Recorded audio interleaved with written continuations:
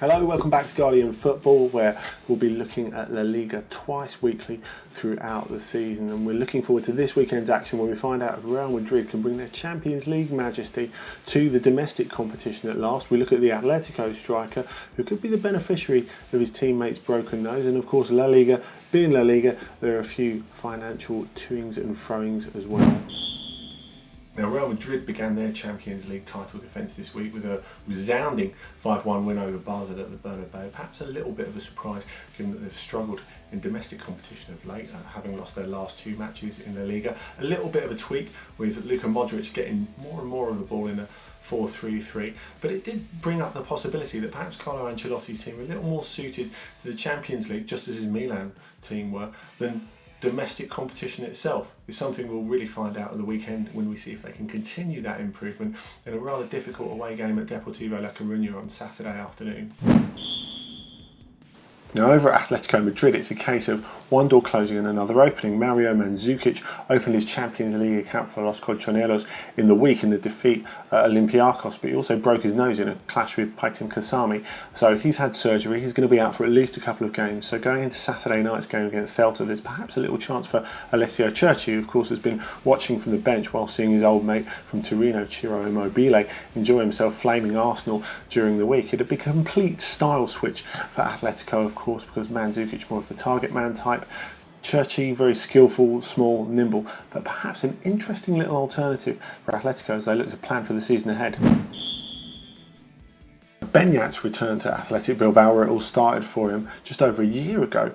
It should have been a real coronation. He'd come through the Betis B team, plucked it from there by Pepe Mel, into the Spanish international team called up by Vicente Del Bosque, but he showed none of that form since arriving back in the north. And another pallid performance from this week against Shakhtar Donetsk. He was taken off after an hour, and you get the impression that maybe he's a little bit too far forward in this team in a sort of number 10 role. Having said that, behind him you've got Ander Iturraspe, you've got Mikel Rico, whose former club Granada will be visiting the San Mamés this weekend, when Beñat will probably keep his place. But you wonder, going forward, how can they really get the best out of him?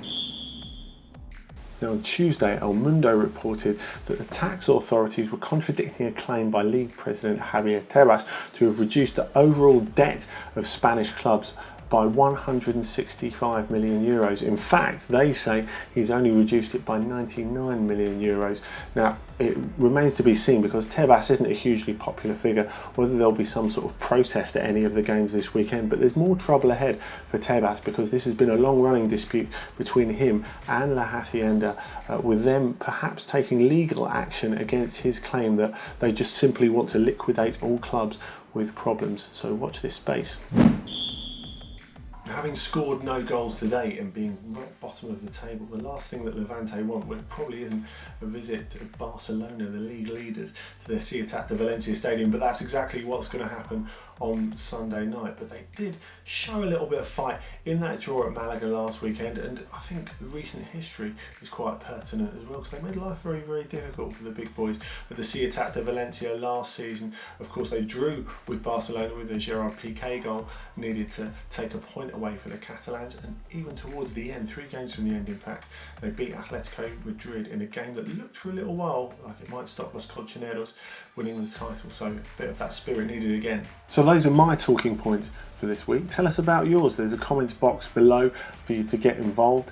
Do you think Real Madrid will show their true selves at Deportivo? How would you get the best out of Beñat, or anything else that you want to tell us? Remember to click to subscribe. We'll be back next week, because of course there's a whole set of midweek fixtures as well as the normal weekend ones, so plenty to look forward to. Have a good weekend.